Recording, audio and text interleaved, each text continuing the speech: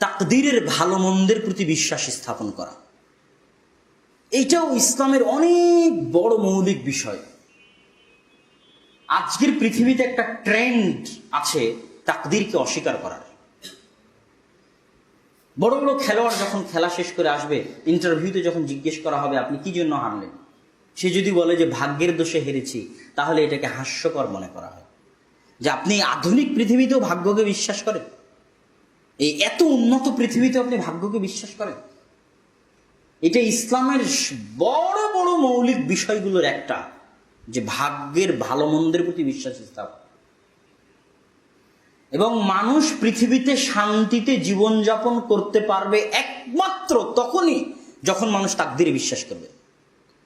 এছাড়া মানুষের জীবনে কোনো কিছু দিয়েই শান্তি ফিরানো সম্ভব নয়। এসি দিয়ে ঠান্ডা বাতাস লাগানো সম্ভব, সুখ ক্রয় করা সম্ভব, কিন্তু অন্তরের মানসিক শান্তি একমাত্র তাকদীরের প্রতি অগাধ বিশ্বাস মানুষকে দিতে পারে, অন্য কিছু দিতে পারে না। আর তাকদীরের প্রতি অগাধ বিশ্বাসের জন্য এবং যতগুলো বললাম যে আমল, যে আখলাক, সেগুলোর জন্য সবচেয়ে বড় গুণ হচ্ছে সবর, ধৈর্য।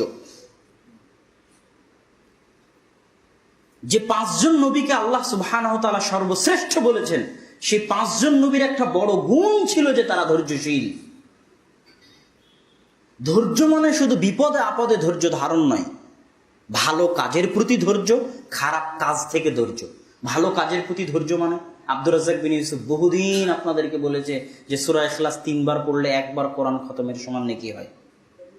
বহুদিন বলেছে যে 5 ওয়াক্ত সালাতের পরে আয়াতুল কুরসি পাঠ করলে সে ব্যক্তি জান্নাতে চলেই গেছে, যায়নি কেন, মরেনি তাই।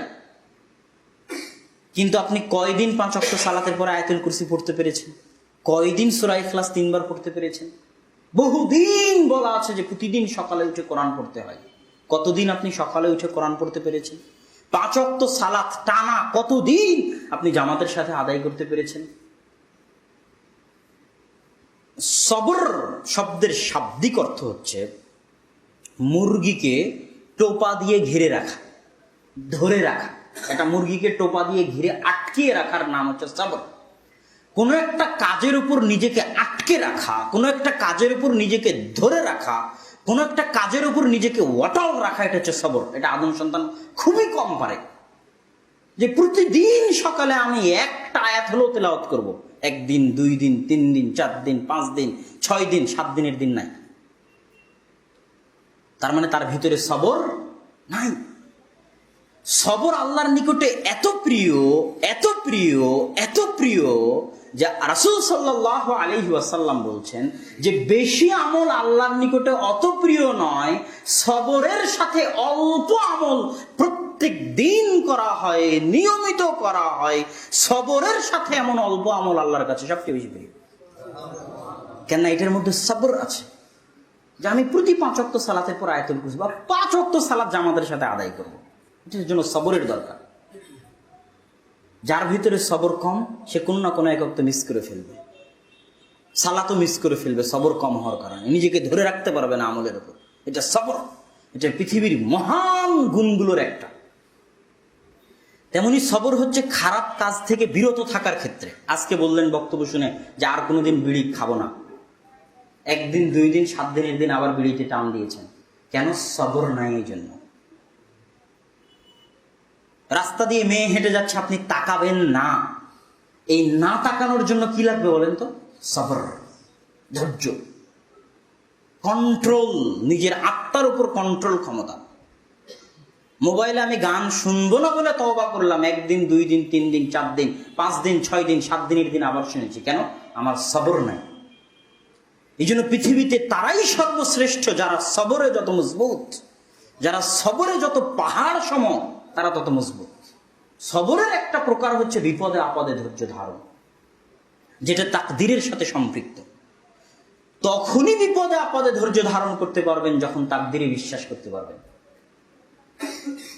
এখন আলুর সময়, ধানের সময়, হয়তো 1 বিঘা জমিতে যত মন আলু হওয়ার কথা ছিল হয়নি, আলু যে দামে বিক্রি হওয়ার কথা ছিল সে দামে বিক্রি হয়নি, ধান যে দামে বিক্রি হওয়ার কথা ছিল সে দামে বিক্রি হয়নি। এখন এই মুহূর্তে আপনি যদি আপনার আত্মাকে শান্তিতে রাখতে চান, তো তাকদীরের প্রতি বিশ্বাস ছাড়া, সবর ছাড়া পৃথিবীতে এমন কিছু নাই যেটা আপনাকে শান্তিতে রাখতে পারে। এটাই হচ্ছে ইসলামের মৌলিক ইমানের একটা অংশ।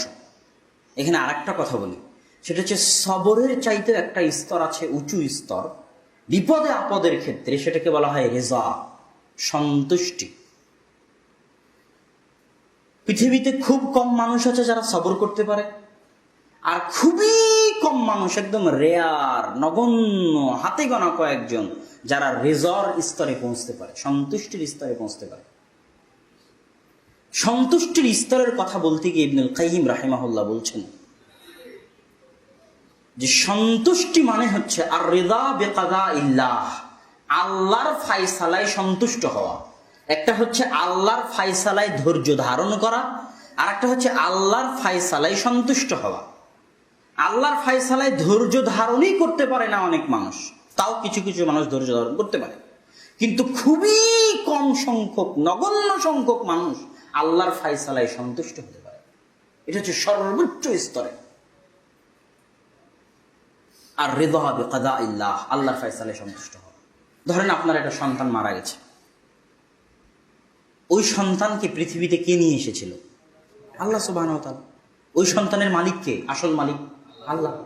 আপনার পকেটে যে টাকা আছে, এই টাকার আসল মালিক কে? আল্লাহ। যখন দানের কথা বলেছে তখন আল্লাহ বলেনি যে তুমি যা উপার্জন করেছো তা দান করো।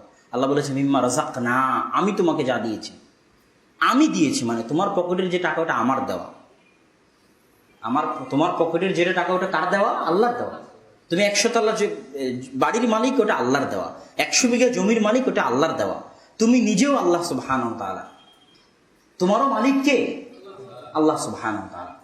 তাহলে যখন আপনার ছেলে মারা গেল তখন আপনি বললেন ইন্না লিল্লাহি ওয়া ইন্না ইলাইহি রাজিউন, যে আমি, আমার ছেলে এবং আমার যা কিছু আছে, ধন দৌলত, সহায় সম্পত্তি যা কিছু আছে, সবই তো আল্লাহর।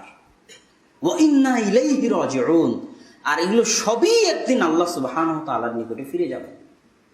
তো আল্লাহর সম্পদ আল্লাহ নিয়ে গেছে, আল্লাহ সন্তান দিয়েছিল, আল্লাহ নিয়ে গেছে। রাযীতু বিকাদাইল্লাহ, আমি আল্লাহর ফয়সালায় সন্তুষ্ট, আলহামদুলিল্লাহ। আল্লাহ সুবহানাহু ওয়া তাআলা আমাকে অসুস্থ করতে চেয়েছে, আমি অসুস্থ হয়েছি, আমি আল্লাহর ফয়সালায় সন্তুষ্ট। এটা আল্লাহর ফয়সালা ফর মি, আমার জন্য। তো আমার সৃষ্টিকর্তা আমার জন্যই ফয়সালা করেছেন, তো আমি আমার সৃষ্টিকর্তার ফয়সালায় সন্তুষ্ট। এটাকে বলা হয় রিদা, সর্বোচ্চ স্তর। একজন মুমিনের সর্বোচ্চ স্তর হচ্ছে রিদা বিকাদাইল্লাহ, আল্লাহর ফয়সালায় সন্তুষ্ট হওয়া। তার পরের স্তর হচ্ছে আল্লাহর ফয়সালায় ধৈর্য ধারণ করা।